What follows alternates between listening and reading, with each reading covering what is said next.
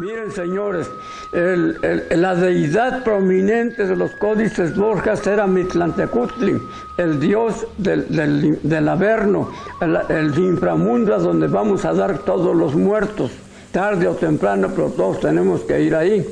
Y esto a veces no es posible reproducir en cada pueblo una escultura de Mictlantecutli. En Izcaquistla tenemos una escultura de Mictlantecutli encontrada en lo que era la base de uno de los famosos teteles, que son elevaciones, colinas o vamos a llamarles cerros hechos artificialmente con escombros. En el caso de Izcaquistla, ¿de dónde salió tanto escombro para hacer tantos teteles? Pues se habla de que en el subsuelo de Izcaquistla hay una serie de túneles a donde fue a dar todo ese material producto de ir socavando los túneles, que dicen que cuando se descubrieron las entradas a los túneles por haber destruido los teteles, que los que estaban interesados en saber qué había dentro empezaron entrados por un hilo. Yo he platicado con personas que se aventuraron en ese sentido y hablan cosas maravillosas que ellos no tienen palabras con qué describirlas, porque no tienen cultura arqueológica ni ninguna especie. Pero esos teteles no han sido explorados. Cuando de vez en cuando en el trayecto de uno de esos túneles se hunde el piso, el dueño de la casa, la mejor opción que le da a eso es hacer una fosa séptica. Imagínense ahora cómo estarán esos túneles, o si no, donde se hundió un túnel, las aguas pluviales de la población también ya los inundan. Decimos que si en el Códice Borgia la primera deidad que se describe es Mictlantecutli, es imposible que en todos lados exista una escultura de Mictlantecutli, pero se ha optado porque el equivalente de una escultura sean los huesos humanos. En esta humilde colección, cuando en otras, en el caso de la tumba 7, cuando muchos encontraron 4 huesos humanos que fueron catalogados como mixtecos. Todos ellos con datos muy importantes, con glifos, con simbolismos, que todavía están en espera de que alguien que tenga capacidad venga y los describa y nos dé luz sobre estos enigmas. La otra forma de representar el equivalente de la deidad de Mictlantecutli son las calaveras, que no son más que una réplica de los cráneos humanos. ¿Por qué en esta colección tan humilde tienen tanta preponderancia las calaveras?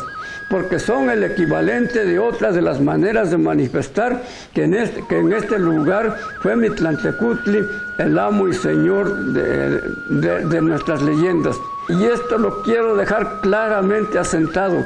No pretendo decir que con estos hallazgos fue en Izcaquistla donde se escribieron los códices Borgias.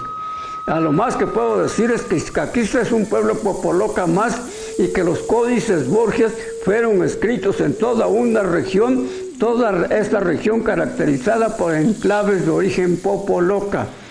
Por lo que hasta ahora pudieron informar a Huafay de Sahagún, sus informantes fueron que los popolocas provenían de donde nace el sol, o sea, del oriente, del origen de las culturas madre, de la cultura de los olmecas de la venta o de la costa del Golfo.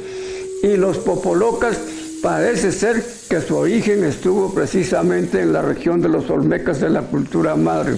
Y si hablo de olmecas, me siento en la obligación de dejar perfectamente esclarecido. Ese es un término acuñado por los mexicas cuando decidieron extender su imperio y empezaron a descubrir los vestigios arqueológicos de una etnia que por encontrarse esos vestigios en el país de Lule, que en náhuatl se dice Ulm, con respecto a Lule. De ahí los mexicas hicieron derivar el término olmeca para los primeros vestigios o los más antiguos.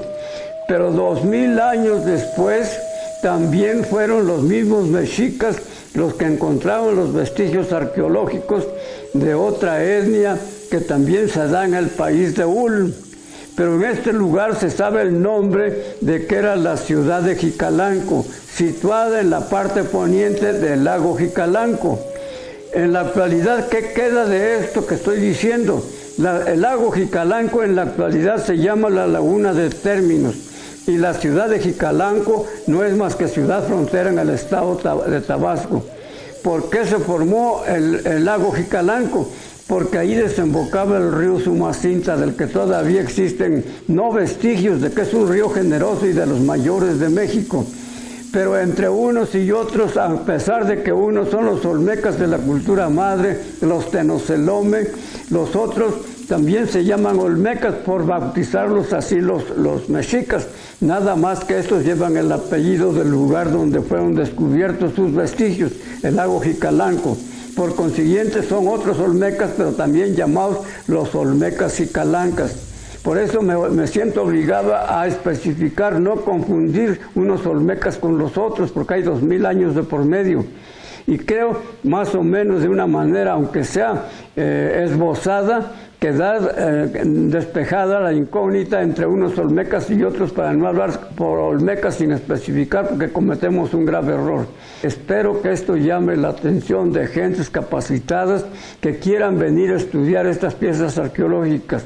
No admirarlas y verlas, sino estudiarlas, porque esto, hasta que no se dilucide, irá a parar a un museo, pero con explicaciones lógicas apoyadas en investigaciones científicas. Yo repetidas veces al describir esto he hablado de micracia e ignorancia, porque lo es así, con toda humildad lo confieso. Estos son terrenos a los que entré por hobby. Yo soy médico patólogo, impartí la clase durante 25 años en la Facultad de Medicina de la UNAM, y cuando ya por no soportar México y regresé a mi pueblo, miren todavía todo lo que he logrado salvar.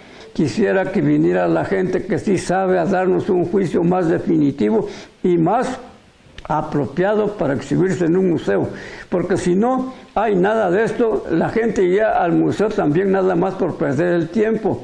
Pero si los motivamos a que ahí está el origen de nuestras etnias en el periodo formativo, quizás despertemos una conciencia más para también despertar vocaciones que se dedican a estudiar esto, o que vengan más científicos que ya saben, porque esto no está estudiado, es poco lo que se sabe. Yo lo único que he hecho es hacer una descripción comparativa con lo que la civilización en la época en que yo coincidí en este mundo me ha enseñado, pero eso no tiene ningún valor, sobre todo ningún sesgo científico. Empecé hablando de los códices del Grupo Borgia, porque son los que nos atañan directamente a la región popoloca, y que, como ya dije anteriormente, el doctor Nicolás León fue el que los empezó a estudiar. Pero estos códices del Grupo Borgia, si decimos que llamaron la atención de don Salvador Cruz Montalvo, fueron por la casa dibujada en ellos. Y por consiguiente, esas casas popolocas son producto de la etnia popoloca, que se estableció en esta región del sureste de Puebla en muchos puntos, que ahora se conoce como la región de los popolocas de Puebla. Pero aparte de esto, tengo que decirles que desde el punto de vista lingüístico, toda esta serie de conjuntos que merodeaban como nómadas en la región, que estaba caracterizada por distintos estados, es decir, la región mixteca y la región popoloca era mucho más amplia. Se supone que por el sur abarcaba el norte de Oaxaca, que por el poniente llegaba hasta el estado de Guerrero, o sea, la mixteca de la costa, y que por el norte también llegaba hasta Tlaxcala. Este territorio amplísimo de los popolocas fue cada vez más siendo presionado por las tribus que venían del norte. Las tribus que venían del norte invadían y presionaban por el norte al área popoloca, arrebatándole su territorio. Estas eran las tribus que ahora conocemos con el término genérico de chichimecas. No todos eran chichimecas, pero se optó porque todas las migraciones que venían del norte se les calificara de chichimecas. Y por el lado sur, este territorio de los popolocas era presionado por mixtecos y zapotecos, de tal manera que les fueron arrebatando su territorio hasta dejarlos en lo que ahora sabemos que es la tierra de los popolocas de Puebla. pero ellos también tenían su historia y su sistema de escritura, que era pictográfica, o sea, a base de dibujos y de pinturas. Lo mismo que ideográfica, porque ciertos conceptos abstractos, que más que hablar de un objeto, de un animal o de algún edificio histórico, hablan de conceptos, pero también ellos lograron pintar qué significaba ese concepto, que es el sistema de escritura pictográfica, o sea, a base de pinturas y de dibujos, que constituyeron los libros, los primeros libros, que se plegaban como a la manera de un biombo y que tienen ciertas dimensiones y que se leían según está indicado en el mismo códice, ya sea al revés, de derecha a izquierda, todo lo contrario de como estamos acostumbrados a hacerlos, o de abajo para arriba, pero los códices tienen el sentido en el que tiene uno que seguirlos para interpretarlos. Claro, esto implica el que todavía no se descifran completamente los códices, no tanto por falta de cerebros, porque los cerebros llegan a México del mundo entero propiamente, o los mexicanos que quieren interesarse por su historia tienen que viajar al extranjero. El único códice prehispánico que existe en México es el Códice Colombino. Todos los demás están en el extranjero y con nombres extranjeros. Por ejemplo, el Códice Vindobonense, que es un códice mixteco. ¿Por qué se llama Vindobonense? Porque el nombre antiguo de Viena, que es la ciudad moderna y actual donde se encuentra el códice, antes se llamaba Nimbobona. De ahí deriva el término de Códice Nimbobonense. Pero todos están en el extranjero con excepción del Códice Colombino, que está resguardado en las bóvedas del Instituto Nacional de Arqueología e Historia. Después vienen los lienzos, pero esos ya son de la época colonial, que siguen de todas maneras siguiendo un estilo propio de los códices prehispánicos. Y luego los mapas o cartas, que también esos ya corresponden a la época colonial, pero que no dejan de incluir lo que nos dejaron como herencia del saber las tribus que merodeaban cuando eran nómadas y aún ya establecidas antes de la conquista española. Todo lo que ellos produjeron ahora cae bajo el término de códices. Sin embargo, el término códice se sigue aplicando todavía a muchas obras que se hicieron en la colonia y casi al final de la colonia. Por ejemplo, el códice de Fray Diego Durán.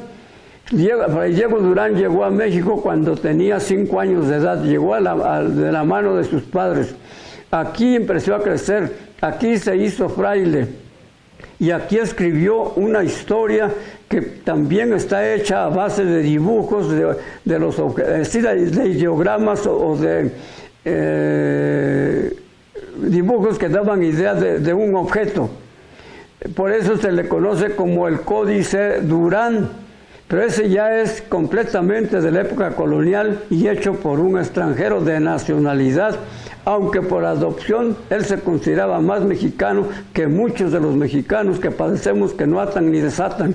Ese es el códice escrito por un extranjero y ya al finales de la época de la colonia, el Códice Fray Diego Durán, también así llamado porque reúne las condiciones esquemáticas y de estilos de escritura, porque es a base de dibujos y de pinturas, con interpretación en caracteres latinos, que ese es el lado europeo del Códice Durán, pero no deja de llamarse códice porque tiene el mismo estilo que los códices prehispánicos. No sé si con esto satisfaga la curiosidad de don Pedro, que fue el que se acercó a mí haciéndome esa pregunta. ¿Qué eran los códices? ¿Por qué se llaman códices? ¿Y en qué consistían?